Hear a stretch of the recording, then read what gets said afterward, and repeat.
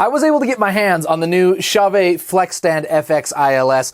I'm pretty impressed. Honestly, I didn't know what to think. Kind of seemed gimmicky at first, but it's won me over. This is a combo light stand slash speaker stand slash built-in effect lighting a la gravity stand with the heavy metal base. It supports over 100 pounds. It's really easy to adjust the height on it. And I want to tell you about my experience using it. Let's dive into it.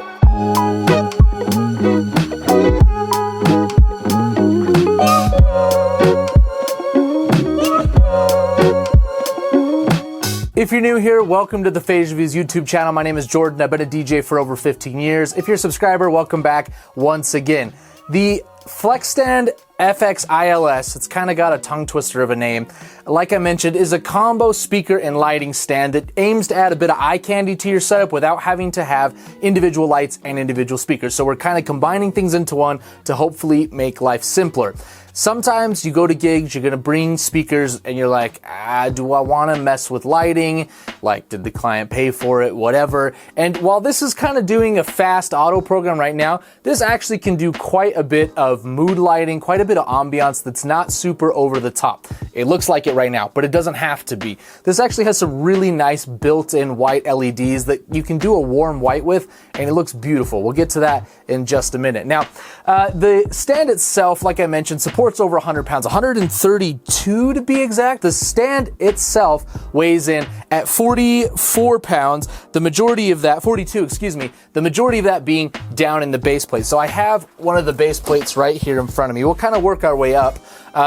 Actually, the base plate is over there and it's really heavy, so I'm not gonna pick it up. I have the cover that it comes in, so that's about the size of the base plate. Now, Chauvet, I would say, not known for their carry cases. If you've used a gig bar before, you know how it is. So I would say this is probably the same, and when you put such a heavy base in this thing, it feels like it may not hold up over time. I mean, the straps have been good. Nothing has like come unstitched with transporting these so far, but for how heavy the base is, this could have been a little more spacious in my mind.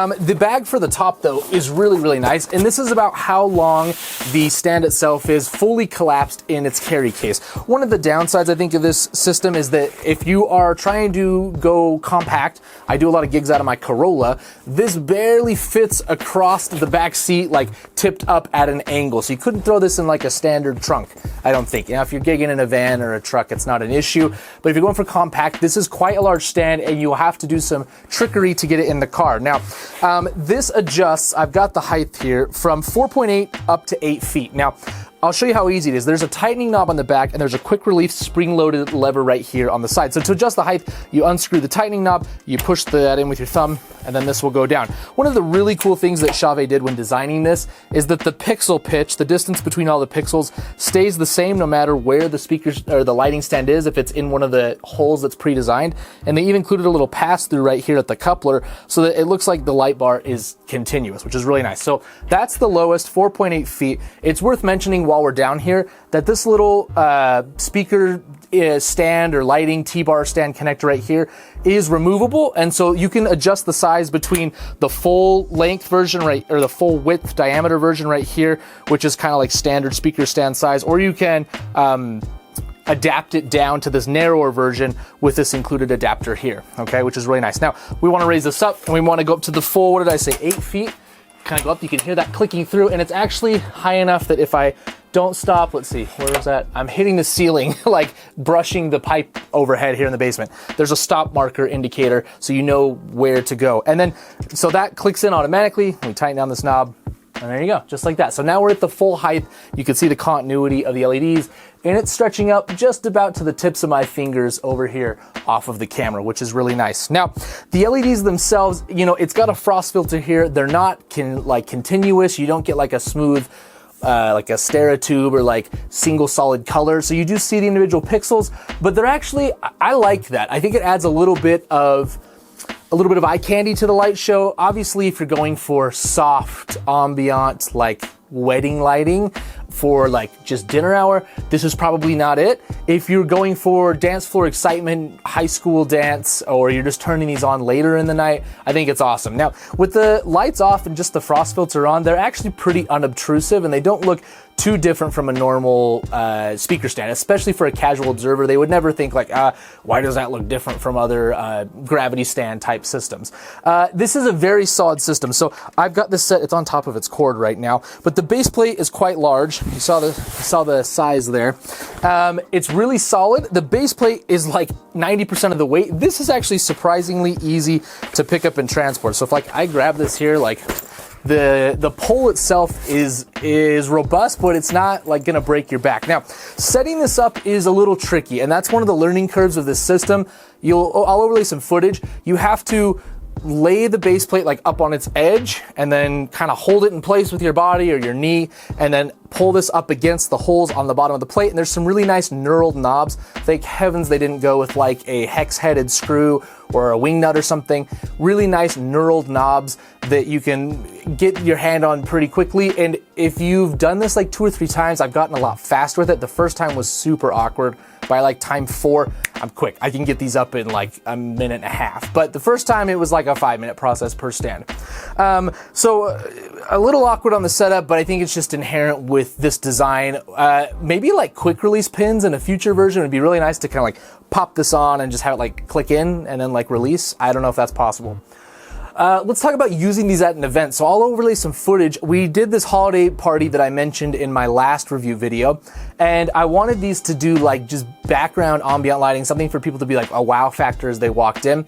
So I used a very old school DMX controller in the 15 channel mode, maybe the 30 channel mode, so that I could individually control different segments of the lights and turn them red and white like a candy cane. It looks really awesome, and I set it up as a slow fade between the red and the white and a red and a green, which was really cool.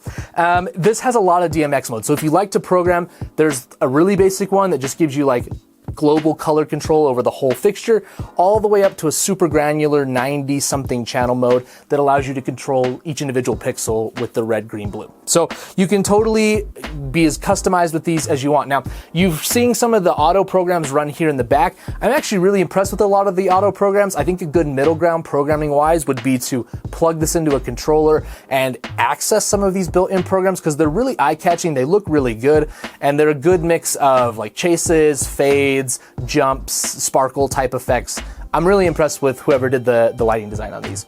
So overall, do I think these are a good purchase? Absolutely. If you need like I keep saying the gravity stand just because everyone knows what that is. If you need a non-tripod speaker or lighting stand with a sturdy metal base, like a single pole up the middle that's unobtrusive, and you also don't want to have to carry a separate light, you could totally do it with this system. All you have to do is plug your power into the stand itself, which if you were gonna use a light on the stand, then you would have had to run a power cable anyway, and then you're good to go. Now, it is worth noting that there is not power pass-through up at the top. I think that was a miss. It would be so cool, and I get you have to keep this form factor, so I don't know how you would do it actually, but it would be really awesome as if you put a T-bar on this to do a light show, if you could have an IEC out at the top so you didn't have to run a cable up the back to whatever you mounted. But the included knob to attach it to the top of the speaker worked perfectly, and it was really straightforward.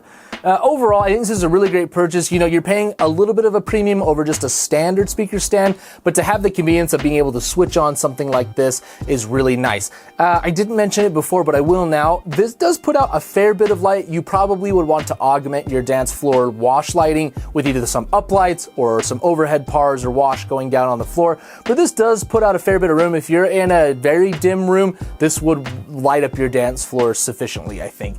If you've got any other sort of ambient lighting and you want like a rich wash, you probably want to add something to this. So that is the Chauvet FLEXstand FX ILS.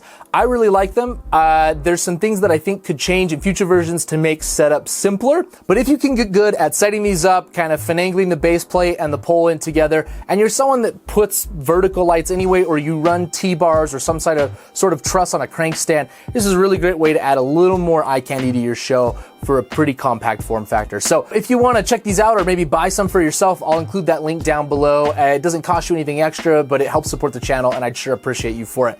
If you're not a subscriber, I hope I've earned your subscription. There will be more videos coming in the future. This channel is only going to keep growing, and you don't want to miss it. Thank you so much for watching, and I'll see you guys next time.